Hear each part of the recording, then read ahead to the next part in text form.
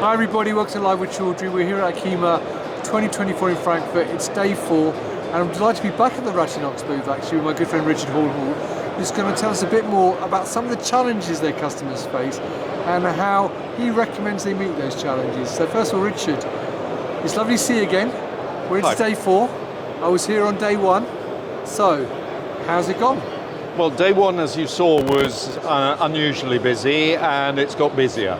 So I'm fairly exhausted now, but during the day I haven't stopped, so I've survived. That's why you're here. So for people who want to know more about Rattiinox, you can check out the video, the link above this one to learn more about that. But we're here to talk about some specific issues you wanted to highlight. So what did you want to talk about today? I wanted to talk today about tank bottom valves, right, okay. Or tank outlet valves.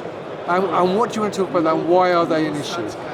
I think there are quite a lot of different types of tank bottom valve, right, and a lot of them suffer issues. So I'd like to show you a few of the issues that they can suffer and some of the options we offer to solve those problems. Brilliant. So let's go there. So in fact, first of all, what does the valve look like?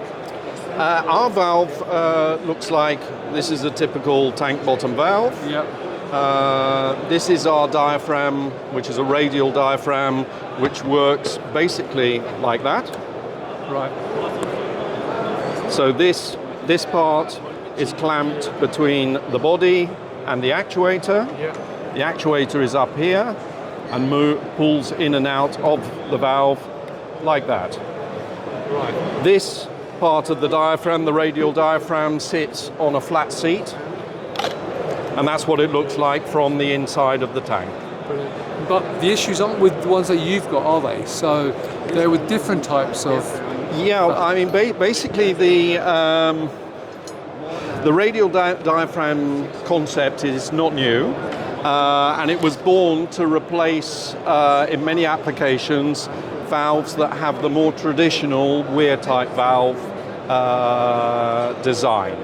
If I can show you a few on the screen now, they're right these are you. typical weir-type valves, and you can see where residues can remain after cleaning.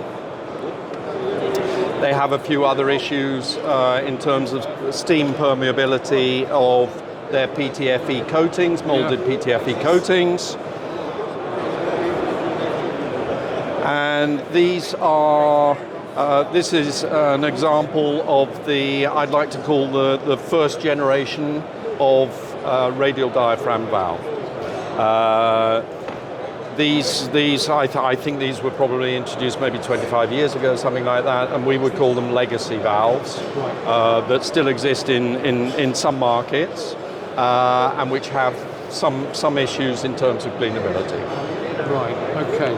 So, you obviously showed your valve there, so how do you stop those issues happening with your valves?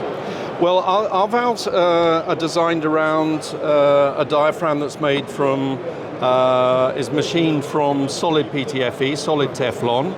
It is naturally it's a material that is quite resistant and quite slippery to most residues.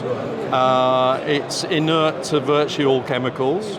And our design of our body means that it is very easy for cleaning fluid to reach everywhere and remove any residues that there are in the valve. Right. However, I'd have to say that even with our valve, when this is sitting in the bottom of a vessel and you're trying to clean it with a very low level of liquid in the vessel, in the tank, in the reactor, in the bioreactor, that depth of fluid is generating a very low flow through the valve. Sure. So if you've got a fairly persistent residue, it can be difficult, even in our valve body, to remove residues. Right. And I have seen that in many cases that flow is way short of the flow required to fully fill the outlet tube. Right, okay. So the result of that is that if you have, during your process, ended up with any residues on the top of the tube, even CIP, when you CIP at a lower flow rate, because when you're emptying your vessel, it's full. So you've got a higher flow rate through this tube, and residues from product or cleaning chemical residues, etc., whatever, if they reach the high level in this tube, the CIP fluid from this depth of fluid in the tank is never going to reach that. Right, okay. So we've seen applications where that part of the tube is not even wetted. Right. And given that cleaning validation or cleaning verification is based on a TOC level or conductivity level, TOC is total organic carbon, or conductivity, you're only measuring the cleanliness of the liquid that exits, not the valve or the tube. Right, okay. So what we do is we put on a satellite valve. This is only a very small one. This is only suitable for steam-in-place sterilization. If we want to fit a full-sized, the same size as the main valve here, we just don't have space under the vessel. Right. Because we've got an actuator that's maybe this diameter, doesn't fit under the vessel. So what we do is, instead of using a valve that looks like that, we use an extended body and an extended diaphragm. Right, okay. In this case, this is actually only to enable space to add a jacketed vessel or an insulated vessel layers. But if we come round onto the stand, yeah, I'll show you one with a full-size diaphragm.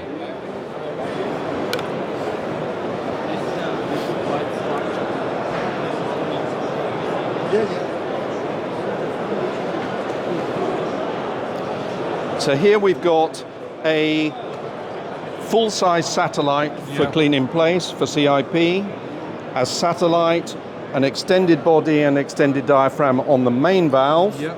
And then when we have cleaned the vessel, the reactor, the bioreactor, the tank, through the main tank outlet valve, we then close the tank outlet valve and clean with the satellite valve with full CIP flow, the valve and the downstream. And that then can take a really short time and be a really thoroughly robust process. Given that people are seeing that this approach really can cure problems, really can increase efficiencies of their production processes, because they can spend much less time cleaning, using much less water, we also offer the possibility, if you want to replace a legacy valve, to cut out the valve from a vessel, and we can supply you with an aseptic connector version.